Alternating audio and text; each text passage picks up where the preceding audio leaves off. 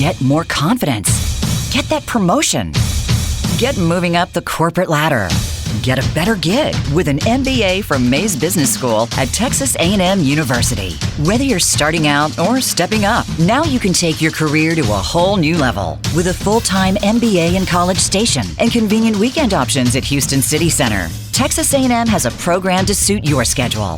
Visit mba.tamu.edu. And Giga Maggie.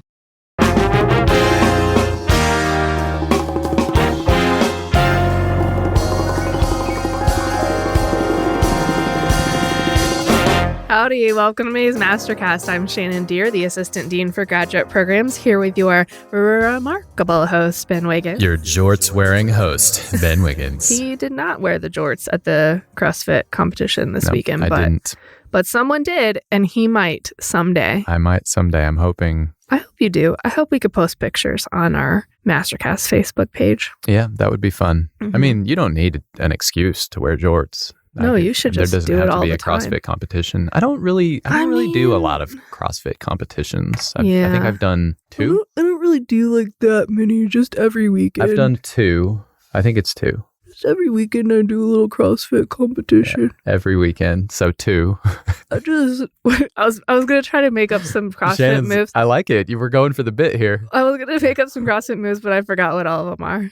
I'm gonna do an overhead dead cling with a deadlift, moving into a drop. A drop snatch. To an undercling with a overhead.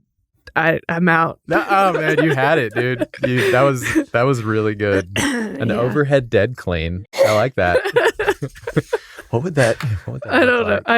I don't know any of those words I just said. Welcome to May's Jorts Cast. This weekend, my nephew and I played hours worth of soccer. Uh-huh. And I can't even imagine how sore I'm going to be tomorrow. It's been a long time. At the end of it, he said, I think we need to quit because I don't want to get hurt really badly. Oh. Like we were so into it. How old is this nephew? He's 9. Okay. Yeah. Or he's about to be 9. He'll turn 9 in a month. But has the infinite energy of would he be a tween? Of a 9-year-old? Yeah. Like that's, like the not quite puberty, but like right before that, and you just watch them go all day long, and then at the end of the day they just fall over. Yeah, I was super into it too, though. I mean, I've got a lot of energy, so I could hang. But we were playing in small goals, just he and I. 1-on-1? Yeah, 1-on-1. Ah. And I'm trying to get past him, which he's got every advantage on me. He's fast. He's got the skills that I have not used in 25 years or whatever. Yeah. Like, oh my goodness. But so I said to him finally, I don't even know how to get past you. Mm-hmm. I mean, I did a few times. I got past him. He was definitely better than me, but I was hanging with him.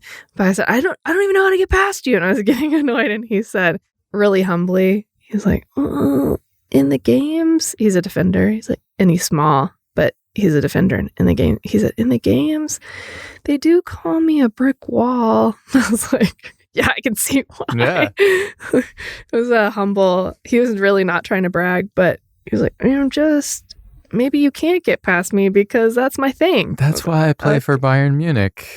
Yeah. It's like, okay, cool. Good to know. Thanks. Right. I don't feel so bad about myself. Hey, the force is strong with Clan Giraffe. It's true. It's true. And they run like deer. I mean, the last name is appropriate. They're fast. I see what you did there. They're fast, those deers. All right. Those deers.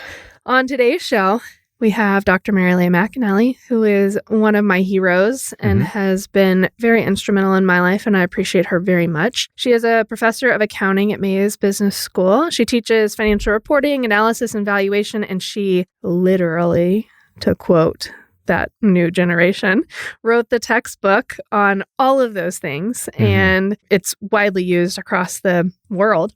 In the past, at Texas A&M, Dr. McAnally has served as the Director of Innovation and Strategic Planning and the Associate Dean for Graduate Programs. She's done many, many amazing things, and as you'll hear on the show, she is Canadian, so it's about time to get started with the episode. Let's do it. I think I went into another accent there at the end of that. Okay. It's about time to get started. Get started. You crossed over from Canada to Boston, yeah. Oh, yeah. Yeah, you crossed the border. I hope you enjoy the episode. Enjoy. We welcome Mary Lea McAnally to the show. What is your favorite superpower? I think a deeper sense of wonder. So wonder is, for me, is the ability to stand still and just be transfixed by something and just be so taken by it that you get a sense of just being there with it.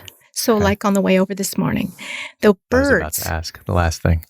The birds were so alive. I don't know if it's with the rain and the cloud cover, it muffles the sounds, but it seemed much more proximate, the birds this morning. They weren't away, they were there. And so I stopped and I thought, I wonder why the birds sound so close today. And I think I came to the conclusion that it's the weather, that the moisture in the air must do something to the sound. That's what I mean. Flying birds, or were they sitting still? They were singing. Okay. They were making their morning noises, greeting me. So I think that is, so I do a lot in the world and I move very quickly. Yeah. In fact, one of the things I thought about is like, I'm going to have to sit in the same chair for 90 minutes. And that's like because I'm self-diagnosed ADHD. Okay. So that sense of sitting still and being in a place of wonder and just marveling, that is really recuperative. Mm-hmm. So I think that's what helps me have that ability to do and to be in the world, is that ability to also not be, in the flow of the world. Yeah. Hopefully you will find this experience healthy for your ADHD, because it's as though I like to think of this as, if I'm doing my job well, you should feel like you're teaching a class. I should be asking questions that you have to think hard enough about, that it's like teaching a class of one. And, then of course later of many more than that. But I want to ask good questions. I hope to ask good questions. As someone who does not learn well through lecture-style teaching, I appreciate the phrase, and I think Shannon Deere does as well. Tell me, I'll forget. Show me, I might remember. Involve me, I will learn. Getting your students involved in accounting courses. Super simple. Discuss. Super simple, because accounting is the language of business. We keep saying that, but it's just true. Right.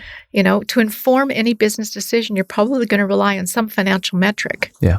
As part of a menu of items that you're going to consider. Mm-hmm. And so understanding how the numbers are put together, what they convey, what they don't convey, super, super important. So I believe that accounting is important. So when I go to talk about it with people, it's a natural.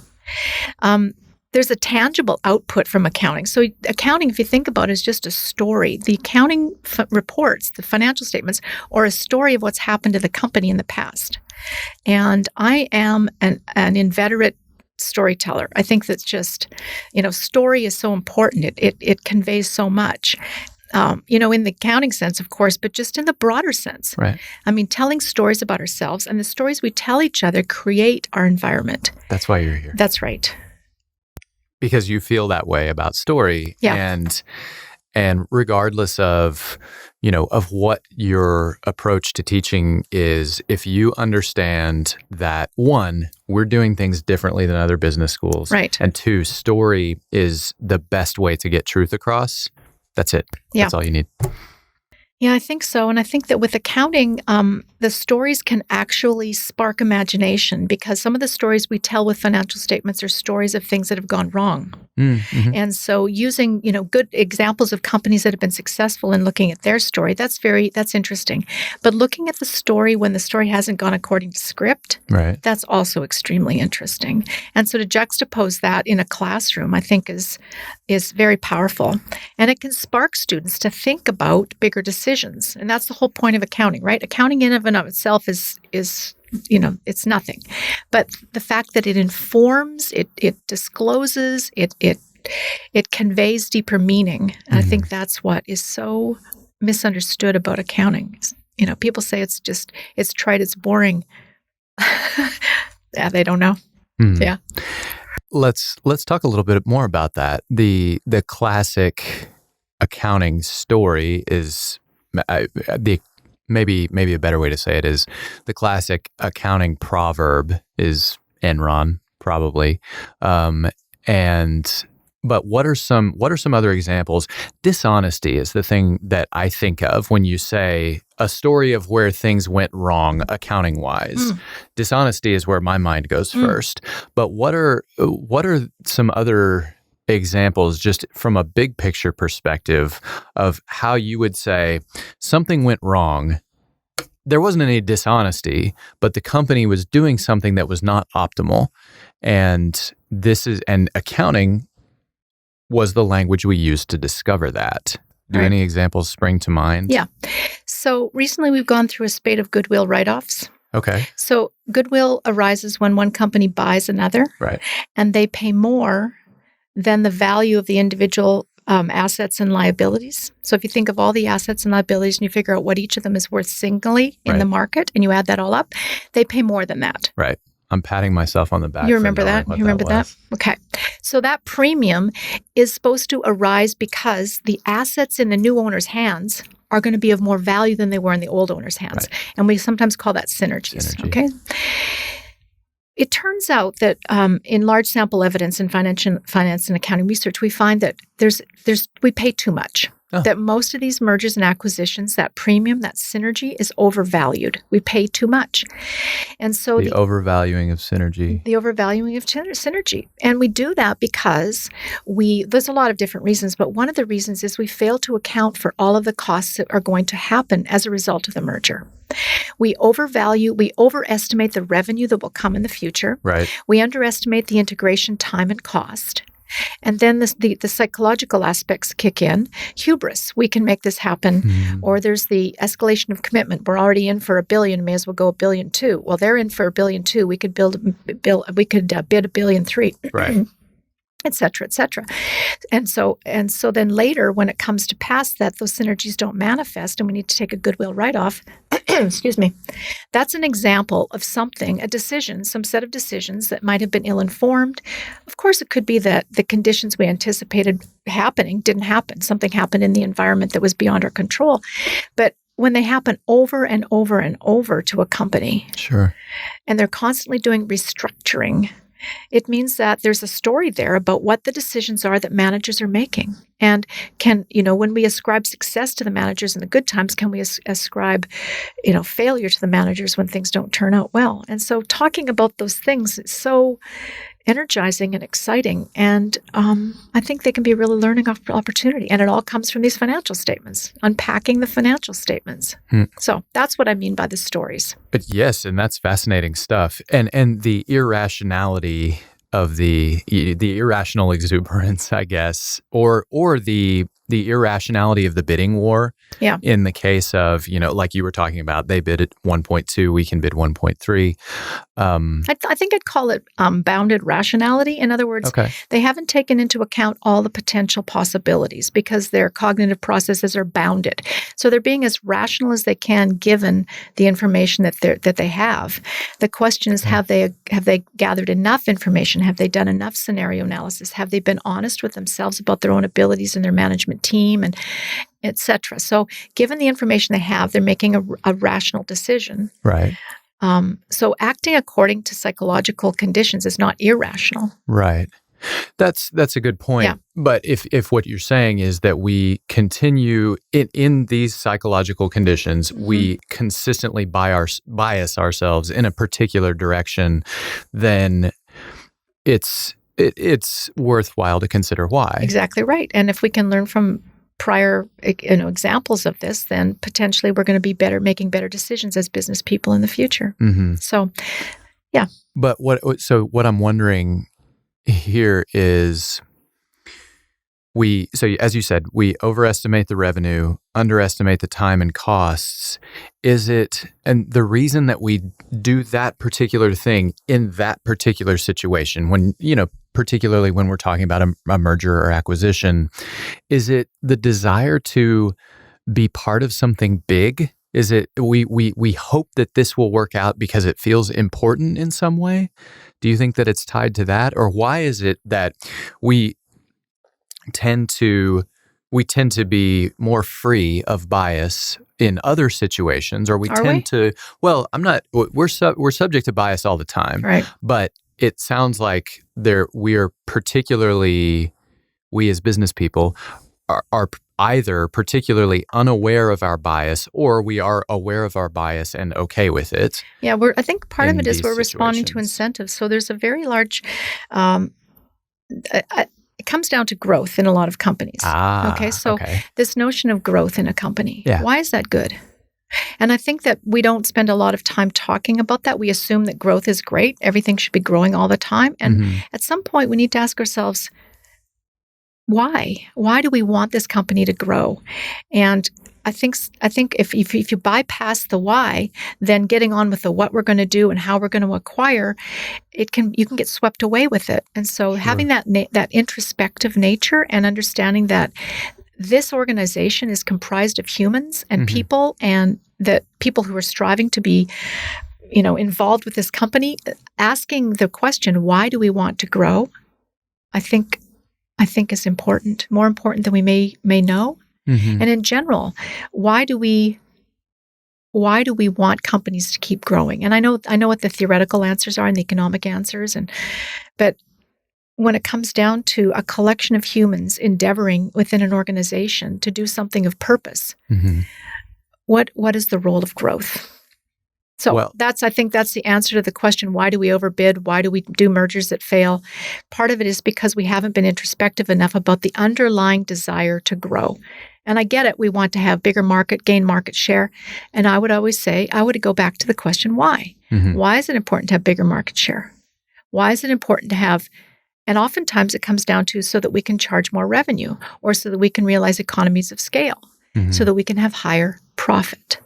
And I think it bears examining that bottom line push for growth, as opposed to what we might call the quadruple bottom line, thinking more broadly in terms of things that are in addition to profit. So this is a business school, and it's important for us to remember that we, by being here, have some belief that bringing the laws of supply and demand to the world's vexatious problems is good. And at the same time, we have to recognize that profit has been to some degree a corrupting power when we only focus on it. Profit at all cost has led us to a lot of bad outcomes. And maybe it's heretical to say that as a business person, but I think increasingly people are starting to talk about broader concepts of capitalism and how it might be used for the betterment of the world. And you're familiar with triple bottom line, but there's quadruple bottom line. So there's profit, people, planet, and purpose. And understanding the why of an organization, its purpose, can be incredibly life-giving to an organization. That makes total sense. Yeah. It does sound like we're a little bit talking about there are two separate concepts at work here, though. The first is the idea that that growth in our efforts to grow, just purely as an economic premise, that we're doing things that are boundedly rational. Call them suboptimal, maybe in the long term, depending on how long the vision is. If you scope out 100 years, we'll look back and we'll see that we were doing things suboptimally. But in the moment when you're making the decision, it's incumbent on the decision maker to think of as many relevant factors as possible. And that's what the business school is supposed to do to a student, by opening their eyes to seeing, in addition to this factor, I need to consider this factor and this factor. And from the macro factors all the way down to the micro factors, what are the capabilities of the management team, the leadership team that's going to execute on this merger? Who are we as a team? And do we have the strengths collectively and individually to make this the most valuable a valuable merger? Do we have that wherewithal to make that happen?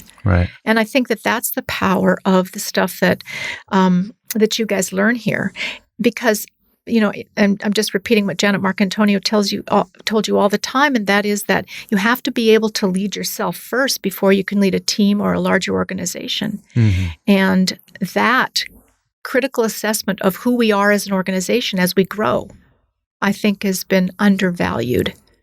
So, but these are the musings of a person who has never been involved in a merger or an acquisition. So it's more of an esoteric conversation. Yeah, easy for us to say, I suppose. Yeah, sitting here in the sound booth. Right. Well, let's back up a second. So you mentioned growing up being born in Canada. You grew up in Canada? I did 30 years. I lived in Canada. All right. And I've lived now 30 years in the States. So it's kind of half and half. All right. And you talked about how many children you have, but did you say how many in your family growing up? I was the eldest of 4. Okay. Mm-hmm. So that was I had a wonderful childhood. Yeah. Yeah, appropriately balanced between having everything I needed and not everything I wanted. Oh. I think that was a really good opportunity my parents were able to give us. We were moderately poor. I wouldn't say, in looking at us now, excuse me, we would be classified as poor now. Okay. But back then, in Canada, there wasn't as huge a range of wealth. And so everyone was just sort of like there. You had one car. When I was born, there was no TV. I was born in 1959. There was no TV. We got it, early on, but that's another story. Growing up in the country, in northern Canada. Yeah. And everything that entailed, the love of the outdoors, the hard work, it was just an amazing, lovely, lovely upbringing. I've been to Vancouver once, and I lived in Toronto for several months. Did you? Yes, we were shooting a pilot there. My favorite thing about being in Canada was Canadians have a reputation for being really nice people. No, we don't. Yes, you do. You got me. But for being really nice people, when you hear the word nice, there's a lot there. Nice to me suggests, can I push on you? Maybe I can push on you. On me? Not you. Oh. But Canadians. Oh, yes. And that it's not my way to push on people. But when I hear the word nice, that's what I think. When I got to Canada, that wasn't my experience at all. There was the best example of it was we worked with this Canadian AD team. The AD team is assistant directors, and there are 3 of them on almost every show, sometimes more than that, but there are usually at least 3. And these 3 people were all so calm and easygoing and nice, but there was this kind of quiet strength to all of them, and all of the trains ran on time, which never happens on production.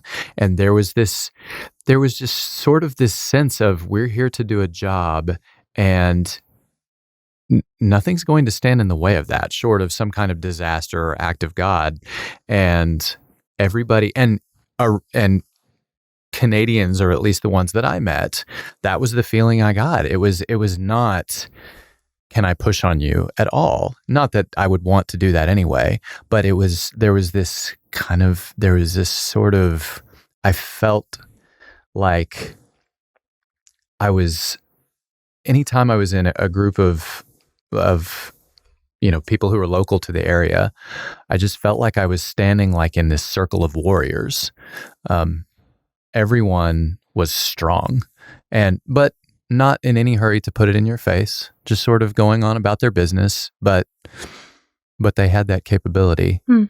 I loved that. So I'm hearing competence. Yes. But some humility. Yes. Some resiliency. Yes. A little bit of passivity, but not in a pushover way, but in a way of being sort of present and compliant and opening to what happens next. Yeah, kind of a live and let live. But also you could sense that at some point that would come to an end if necessary, and that these people were willing to defend what they cared about. And I was glad that I never had to be on the other side of that, because you don't like to get crosswise of strong people. Tell me about your research. Tell us about your research. I actually stepped away from research this year. It was a really big deal for me. How so? Well, as an academic, there's a stratification. There's a class system within the organization. I don't know if you know that. I'm not surprised. My dad's taught here for 40 years. So okay. Is he tenure track? Yes. Okay. Yes. So there there is a distinction in the organization as far as voice, as far as pay, as far as decision making. And I've been really privileged and entitled. And it's been an absolute blessing to be a tenured faculty member for all these years. Sure. And so to make a deliberate step away from that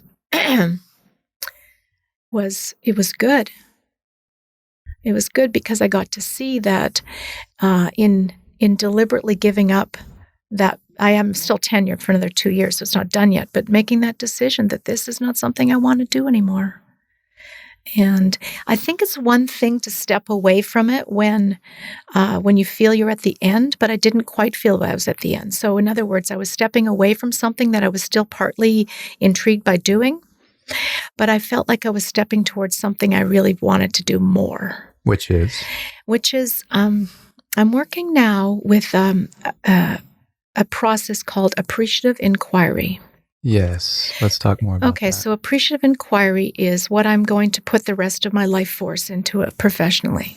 That's quite a statement. Yeah, so walking away from the research was a little sad and giving up some of that rank in the organization. And I didn't really realize that I felt like that until I went to give it up. Huh. Right? Like I didn't know how privileged and entitled I felt, and I benefited from that until I made the decision not to be that anymore. And I found that very interesting, that you don't know until you come to a tension point where you're making a decision. You don't know really, you haven't really explored that. So anyway, so going back to Appreciative Inquiry. Yes. So Appreciative Inquiry is a way of effectuating organizational development. So think about an organization that wants to change or grow or pivot or develop a strategic plan or make some kind of a difference in their organization. So the organization wants to develop and change and grow. Okay. Appreciative Inquiry. How does that typically happen? So the business world, we think about, for example, let's think strategy. Okay. One of the tools we have is we go out and we do a Porter's 5-force analysis, or we do a SWOT analysis. Okay, we got those buzzwords, we've got those tools in our kit. I love Porter. Yeah, we love Porter, and SWOT is very powerful too. Yes. You know, we as humans have this negativity bias, it turns out. So if they do studies, people actually gravitate towards the negative side. And I think maybe it came from being cave people. You know, we had to be always chronically aware of the risks and the threats in our environment because it was life or death. Well, and it shows up in media. It shows up in everything, We watch stuff that makes us angry. Right. Or exactly afraid. Right. And we love to gossip. And when someone lowers their voice to tell us something that we don't want to, we feel gravitation towards that. And we feed on that negative energy a little bit. So knowing that, it turns out that when we go to do organizational development, we try to figure out what's wrong with the organization, where are the problems, and how can we fix them. Right? So we go into this problem-solving mentality. Yeah. The thing with problem-solving is it devolves into fault-finding and negativity. Okay. So anytime there's a problem, we want to fix it, which means we have to find the causal factors for the problem. And that tends to turn into, finger-pointing, finding who's responsible. Yeah. And it's so draining to be the one who gets the finger pointed at them. Boy, isn't that true, Kyle? Yeah, right?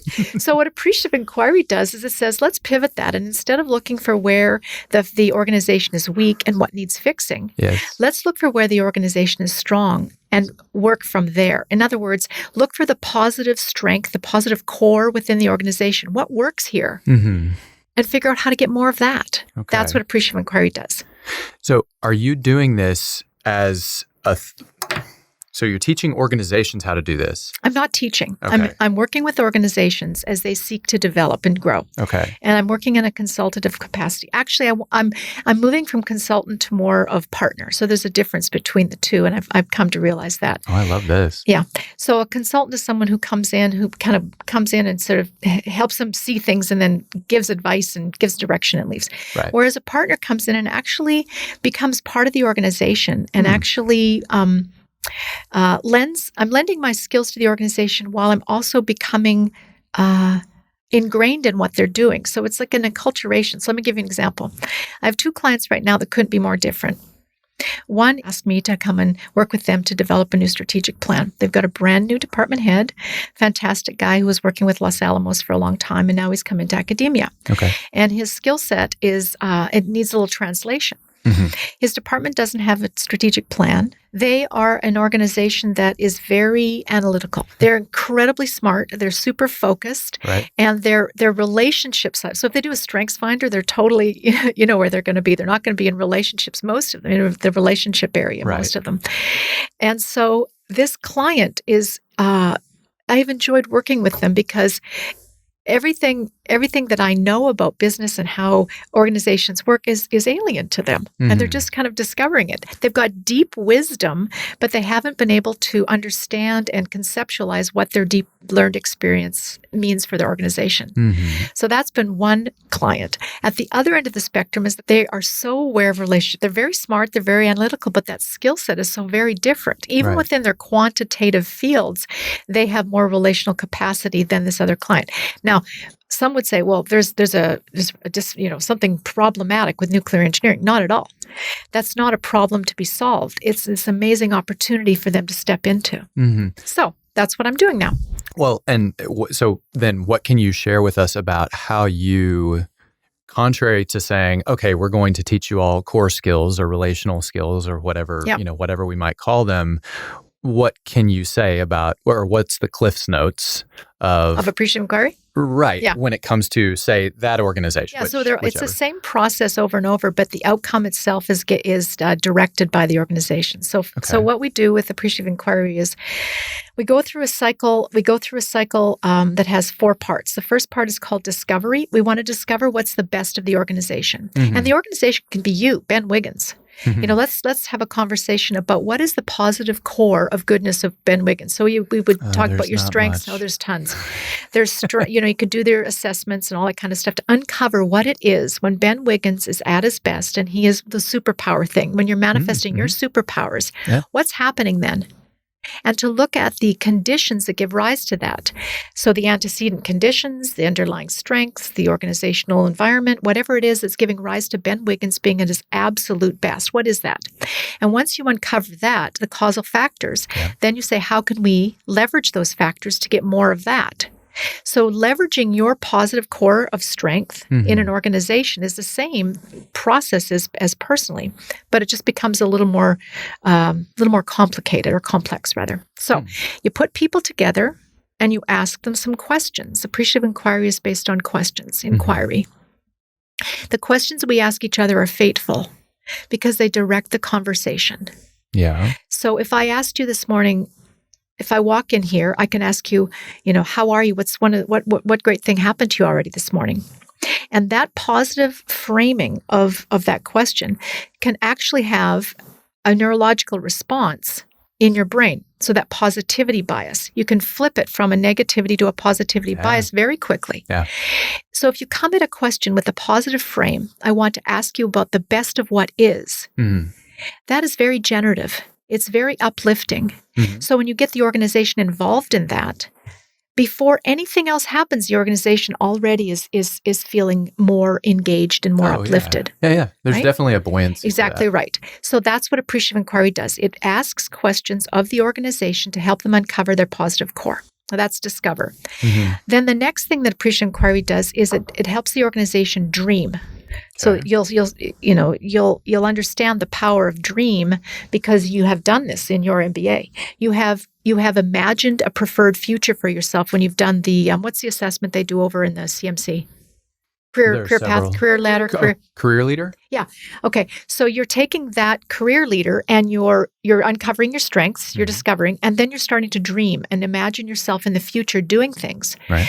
And if you can do what I call create a future memory. You think of yourself in the future and you have a 3-centered experience. You think 3 centers, thinking, feeling, and doing. So I'm thinking about myself in the future, and this is what I'm imagining is happening. What am I thinking about? What am I engaged with intellectually? Mm-hmm.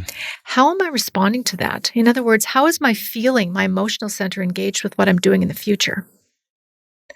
What is my body doing? Am I outdoors? Am I interacting with people? Is it quiet? Do I have a balance of out and in? Do I have in-breath and out-breath? In-breath is sort of when we're An out-breath is when we're, how am I balancing the flow of my day? Thoracic versus diaphragmatic. Exactly right. So if you have that 3-centered future memory, now you've created a vision yourself in the future. And it turns out that as humans, when we create a vision, we actually start gravitating towards it. It's the sunflower effect. What's that? The sunflowers in the field. So the sun comes up in the east in the morning, and the sun, if you take a time-lapse photography photograph of a sunflower, it tracks the sun during the day. In other words, it gives its attention, without knowing it, it gives its attention to what's feeding it. Its attention is going towards its energy source. Its energy source is replenishing it, and it's following it all day. So now take that concept and apply it to Ben Wiggins. If Ben Wiggins or the organization that I'm working with can figure out what gives it energy, what gives it life, what's its life-giving force, and it pays attention to that, it'll grow.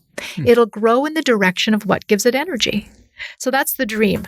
So the discover is figuring out what the positive core is within the organization. The dream is casting a vision for the organization. And, doing that in all 3 centers for the organization means everything from structural. What does it look like when this organization gathers? So when people gather, there's people, but there's also place. And that physical space creates the feeling, the mood, the energy of an organization. So when I say cast a future memory in all 3 centers for an organization, the physical center is how are we moving with each other? Where are we gathering? What is the physical orientation of our desks? That's sort of notion. When we're at our best, what does this place look like physically? When we're at our best, how are we engaging with one another? What's the culture of our environment? Is it supportive? In other words, rather than saying we have a toxic environment, we want to fix it, we say we have people in our environment who care a lot about students. Let's feed that energy. Right. And it's not that we try to stop the silos. It's just that by building connections, the silos drop. There's an example. So discover dream. Then the next part is to design. Okay. And design means, well, how are we going to make manifest that dream or that vision we have for our organization? What is it that we are going to do? The practical things, the strategies and the tactics. How are we going to organize ourselves? How are we going to communicate? When we are firing on all pistons, how is the organization flowing? And so part of it might be creating a customer experience map, because we want to know our touch points with our customers so that we can craft that experience. And then the last part is to deliver. So actually go into the organization and make it happen. And that's where the work happens, the actual implementation of a strategic plan or of an organizational design. So that's what I'm doing now. Working across campus with lots of wonderful people, tapping into the deep love that people have for A&M. So to do this process, we put people into a room and we have what we call a summit. And the summit is the entire system, as many people in the system, all the constituencies as you can get represented, to come together and say, we care. We care about this organization. I'm a student. I'm a donor. I'm a customer. I'm a employer. I'm a worker. I'm a faculty. Put those people all together and then say, what do we want to do with this organization? What do we love? That is so wonderful to walk around campus and do that with people who love A&M and who want this place to be the best it can be. I'm telling you, it's just been the greatest last year. So this started off a question about research, moving away from research, a little bit of sadness, a little bit of grief, but stepping into something so much more expansive. So it's been great. That's my research question, my research answer.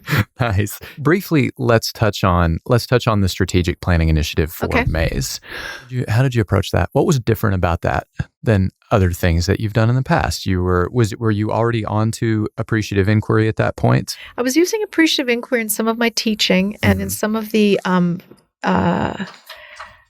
tasks that I had to do as associate dean. So for example, annual performance evaluation. How does that usually go? So tell me what you did and here's what your goals were and did you meet them? And those encounters are very stressful and they leave, contrary to what people think, I don't think managers like doing those, really. And I don't think employees like having them done. They tend to be top down. They tend to be, feedback flowing down the hill, and they tend to be very stressful for people. So I came across the Appreciative Inquiry version of performance evaluations, and it goes like this. Before you come to visit with me, Ben, I want you to spend some serious time thinking about everything you've accomplished this last year. And I want you to identify something you're especially proud of. When you were at your best last year, what were you doing? What was the one or two things that you look back on the year and say, gosh, that was so wonderful that I got to do that? Now think about how that happened. What was it that caused those successes in your year? Who else was involved? What were the factors and conditions within the organization and within you that caused you to be so successful? Now let's think forward a year. 1 year from now when we're having this conversation, what do you want to be telling me about? And when you filled in those questions, won't you come and tell me and share with me? And then it's celebratory. Absolutely. It sounds amazing. But then how do you translate that into more effective action? Right. Or maybe you're not worried about effective. So you are. You definitely are, because the organization has its goals and objectives. So what happens in that reflective process is someone naturally will be able to celebrate what went right. Yes. And they'll say, I want more of that. And by moving towards what you want more of, you will actually become more effective. So this is one of the things we think we need to do. We need to find what went wrong and fix it. And I don't disagree that is an outcome, but it's tangential to what went right, and let's get more of it. Okay. So let me give you an example. I don't know how many years ago, I want to say between 5 and 10 years ago, in Vietnam, in a certain part of the coastal area of Vietnam, children were dying. Young children were dying at an unprecedented rate. Yeah. So this seems like a problem we need to fix. Yes. Let's go find out what went wrong. Okay. But the person they brought in was Appreciative Inquiry trained. And he instead went and tried to find the incidence of positive deviance. What's going right? How is it that not all the children in Vietnam are dying? Okay. Right? Children are dying, but they're not all dying. So instead of looking for what was causing the deaths, he went and looked for what was causing the non-deaths. Okay. And he quickly found out that there was a couple of factors, and I won't go into all of them, but one of them was that the mothers of the children who weren't dying were ingesting certain shellfish, macerating them, and putting them back into the children's mouths. So there was immunity being transformed, antibodies being transferred to the children. And so by looking back at the children who were dying and finding that wasn't happening there, that incidence of positive deviance led to solving the problem. But he didn't go about looking. He knew there was a problem. Right.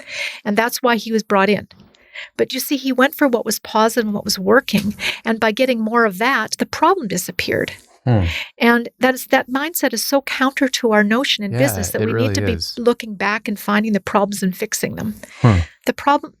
The issue with doing that, or the consequence of doing that, is that it creates angst. It drains us of energy. Right. And we can be anchored on the problems and actually create more of them. So, funny story. When I was a kid, we skied a lot. There's a hill in Banff called a ski area called Mount Norquay. Okay. And one of the runs on Mount Norquay has one big pine tree in the middle of the hill, and it's called Lone Pine Run. And I was standing at the top of Lone Pine Run with my daddy. I would have been maybe 10, 11. And he said, "Don't hit that tree." I said, "I won't." So now he had planted this image in my mind of the tree. Yeah, don't think about pink elephants. Exactly right. Guess what happened? Yes. I hit the tree. Right. They have a huge, big, circle of tape, not tape, but that protective covering now around that tree because so many people hit it. Yeah. How can that possibly be? Well, it's that same notion of appreciative inquiry in the sunflower. You tell me what not to think about. I'll not think about it, except that I will think about it. Right. That's why you never tell your kids don't put beans up your nose, because the first thing they're going to try is say, why not? Let's put beans up my nose. Yeah. So I am a huge fan of appreciative inquiry. It can be used on any human system, from an individual to a couple. Any couple communication. Where should we go for vacation? I want beach. No, I want mountain. Well, that dichotomy, beach versus mountain, can degenerate. Instead, we might ask ourselves, what's the best vacation we ever had? And what were the conditions that gave rise to us being so happy in that vacation? Mm-hmm. And it turns out it was really just a balance of alone together. Or whatever it was. And so now we can craft a vacation where we can have alone together, and it doesn't really matter mountain versus beach, because maybe those weren't the conditions that were those were the causal factors for that successful vacation. So it can be used individually, with couples, with small teams, with large organizations. It's incredibly powerful. It's uplifting, and it fits me because my number one strength is positivity. From the rapid fire questions, we won't go rapid fire. We'll go non-rapid fire. But just pick your favorite. Okay. Here's our list. Okay. So I think I have a different definition of failure maybe than most people. So I think there's 3 parts to failure. The first thing is an outcome was undesired. Okay. The outcome was undesirable a priori. We ascribe a certain amount of causality to ourselves. In other words, we ascribe some behavior that we engaged in or some action we took or didn't took as causing the undesirable outcome. Okay. And the third thing I would say about failure is that we have become, our sense of self has gotten tied up in it. In other words, who I am, my sense of self has been impugned. The feeling it might be humiliation or embarrassment or shame. Yeah. So those 3 things are really important. Are not important, but I think are how I would think of failure. And so when I unpack that and look at failure in hindsight, what I might have seen as failure actually has been incredible pivot points. So at the time, what I thought was a failure was the ending of my first marriage. So I got married at 19, I had a kid at 20, and then this marriage failed after 3 or 4 years. And you probably wonder why. I mean, who can get married at 19, have a kid at 20? And it's like a slog. At the time, it felt like a huge failure. In retrospect, if it hadn't been for that, I wouldn't have met the guy I married eventually. I'm married to now, 31 years next week. We wouldn't have moved to the United States. I wouldn't have gone to Stanford for my PhD, and I wouldn't be an academic. So this huge pivot, such a valuable opportunity for growth. Second failure that I thought was a failure at the time was not getting tenure at University of Texas. I wouldn't be here. I literally would still be there. And that would be unbelievably sad because the counterfactual I have now is everything that's happened at A&M versus what I can't imagine would have happened at UT. So those little pivot points. I'm glad you're here. Me too. So those 18 years. 18 years I've been here. Isn't that amazing? Yeah. I'm an accountant and I count things. And yesterday when I drove out was trip 862. Wow. I know. It's been great. So much has changed in 18 years. I was reflecting on that 862. But anyway, so that was another one. I think the third one was not getting a real sense of closure with my associate dean job. I think I had things that I wanted to get finished and done, and it just wasn't meant to pass. One wasn't meant to be. And so leaving that job allowed me to go and work with the dean on the strategic plan, which led me to an Appreciative Inquiry, which led me here. So it's so interesting that we define failure at the time, because of those 3 things. And later when we can look back, we can really rewrite that. And when we have those moments of failure, to create that future memory of, in the future, this will look like an amazing opportunity. So I think that would be my not so rapid answer. We are works in progress, claiming to be finished. Anyone you would like to send good bull to close us out? Janet Marcantonio. Okay. She's gotten good bull a lot recently. Has she? Yeah. With good cause. Yes. Oh, I agree. So Janet Marcantonio was on faculty when I took the associate dean job. Yeah. She was the most impactful person in my life as a leader. So she has such a wisdom. Agree. She's smart. Agree. She's got this generosity of spirit. She can package complex ideas and make them simple so that she can convey their deeper meaning to you. In other words, she's the one who macerates that food and puts it in your mouth, right? So she has digested all this content and made it accessible to people. She does it in this graceful, loving way. And yet there's that, you said it before, about the people in Canada, there's that inner strength. And this little wisp of a woman is a force of nature. She's so clever. She speaks in complete paragraphs. I just love her. She's the best. She's wonderful. Yeah. And so are you. Thanks for taking the time to visit with us. Well, thanks for having me over. We hope you enjoyed that episode for our MasterCast top 3 takeaways. I want to start with profit at all cost. So Dr. McAnally talked a little bit about how profit at all cost has brought about some bad outcomes. And in addition to the triple bottom line, people, planet, and profit, which we've talked about on this show and I've written a lot about and done some things with, which is interesting. She added purpose, which I thought was a really important addition. One of the things that I've been writing about recently in a book that I hope will come out someday is about how it's so important when we talk about corporate social responsibility, how it's so important that companies align their CSR strategy, corporate social responsibility strategy, with their corporate strategy. And I think it is that idea of purpose, not just in the broader sense of what is the purpose of this company and does it have a positive purpose, but also in the sense that if your CSR strategy is not aligned with your corporate strategy, with the overall purpose of this company, then it's not going to really have teeth. It's not going to last. Oftentimes, what I see is when companies don't align their CSR strategy with their corporate strategy, it's really more philanthropy, which is not a bad thing. I'm not saying that philanthropy is negative.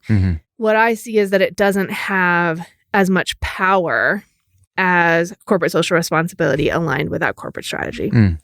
And so I think that alignment of purpose is really important, and that if you can make that match, then companies really can bridge the gap. We talk about this a lot in the classes that I teach, and then in each of the programs we talk about this. Companies can bridge the gap that has been left by government and nonprofit in solving big problems like the UN Sustainable Development Goals. So the UN has established goals that they want to accomplish by 2030 that are huge: ending poverty, gender equality, education for all, clean water, enough food. Those are really big problems that we're trying to solve in the world. And business can either exacerbate those problems or be part of the solution.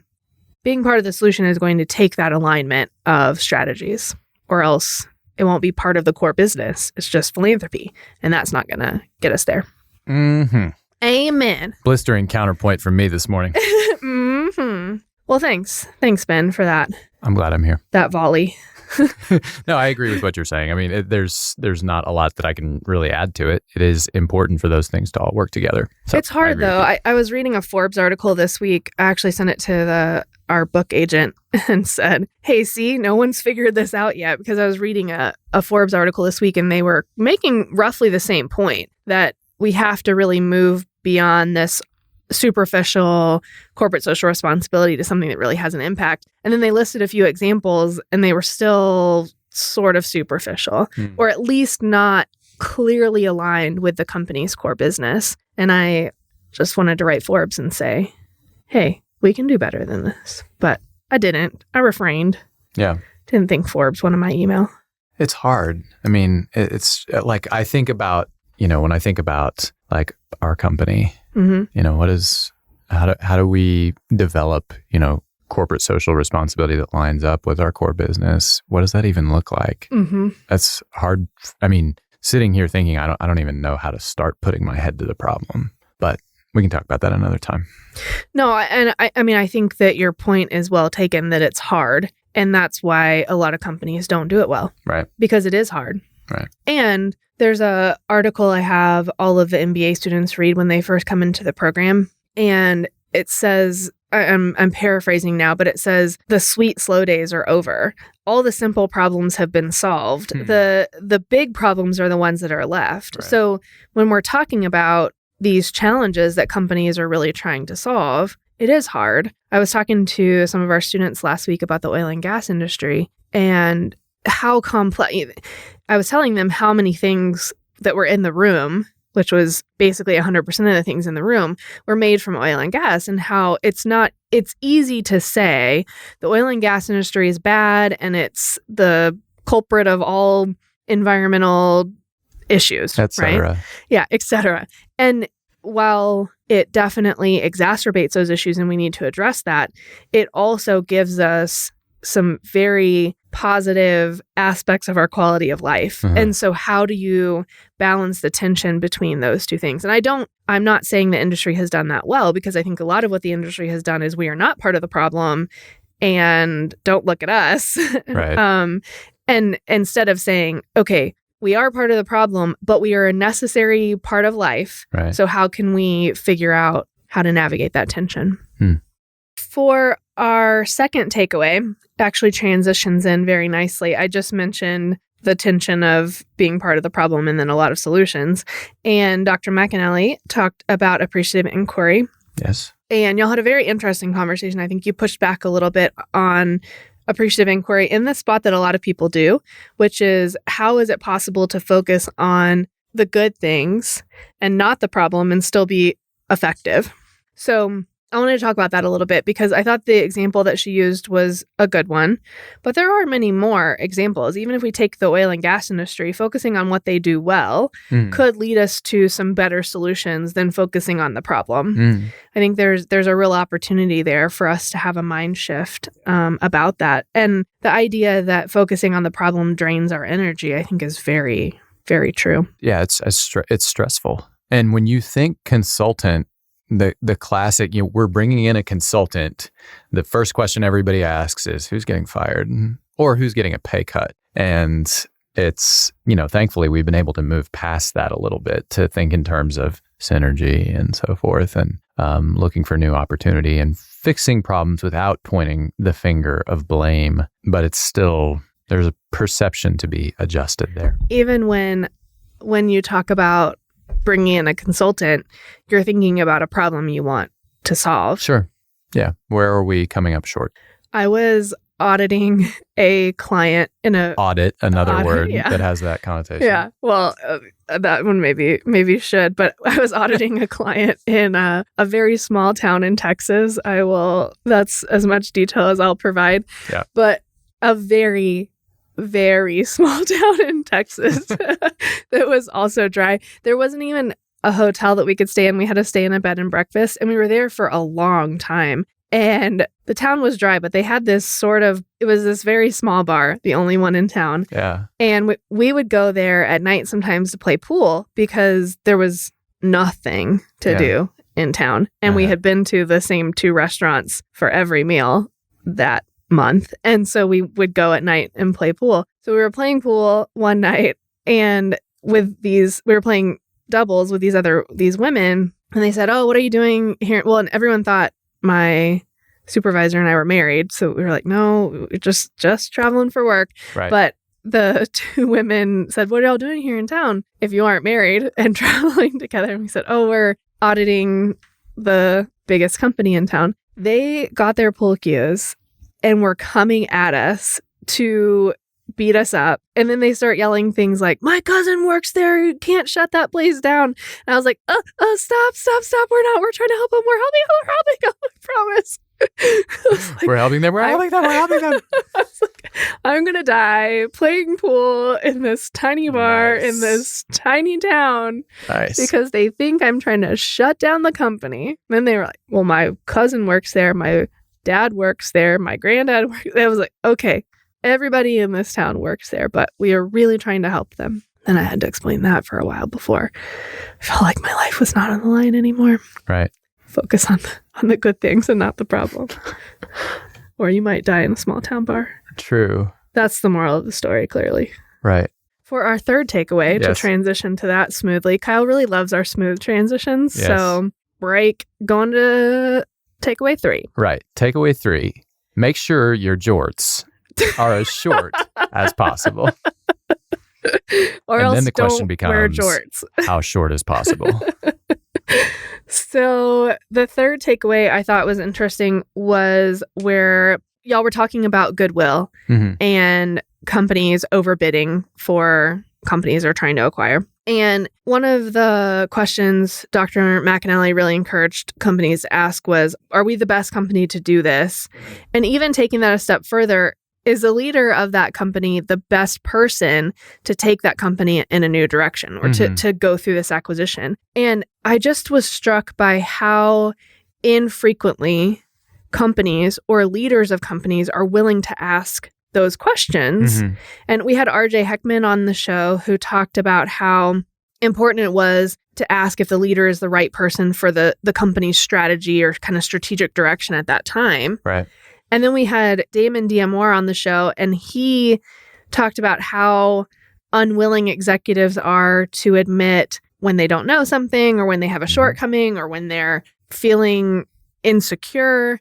And so we have this tension then, or this intersection of companies needing to ask the question, is this the best leader to take us in this direction? Yeah. And a leader who's not willing to admit whether or not they're the best person to take the company in that direction. Yeah. I think that's pretty obvious that we see that happen a lot, but what is the solution to that? How do we overcome that and really say, and maybe it's part of protecting those executives to say you still have a role here or you still have something you can do, but Right. it's not that role. It's not taking us in that direction. I don't know. That seems really, really hard to overcome. Yeah, it's really fraught. And yet has probably led to, if not failures, at least blips for many companies. Sure. Well, the challenge is you have this person that you've invested all of this time in. You've probably given them a significant contract as an executive, and then all of a sudden you're considering doing this new thing. There's possibility for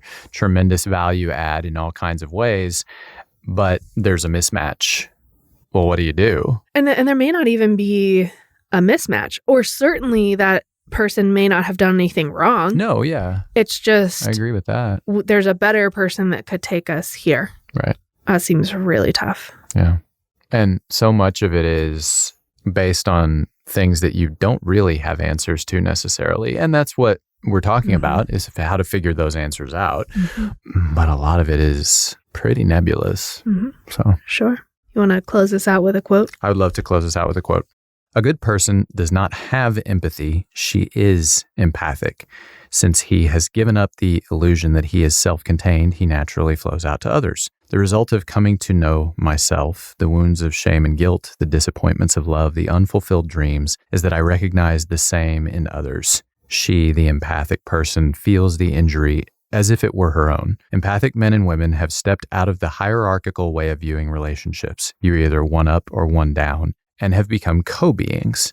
You know immediately when you're with them because they don't talk at you, don't interrupt, don't give advice. They listen and stand beside you, and in their presence, you have an uncanny feeling that you have been given permission to be yourself. Sam Keen. Thank you. Thank you. An MBA from Texas A&M University can take your career to a whole new level. With full-time and weekend options, Texas A&M suits your schedule. So get a better gig. Visit mba.tamu.edu. Thank you for watching. We appreciate your support. Drop us a like below and feel free to leave a comment if you wish. We appreciate positivity and constructive feedback. Don't forget to subscribe to stay up to date on our latest episodes and bonus content. You can also take us on the road using your favorite podcast listening app. We have those linked below. If you'd like to know more about Mays Business School or our guests, visit mays.tamu.edu/podcasts. Talk with you soon.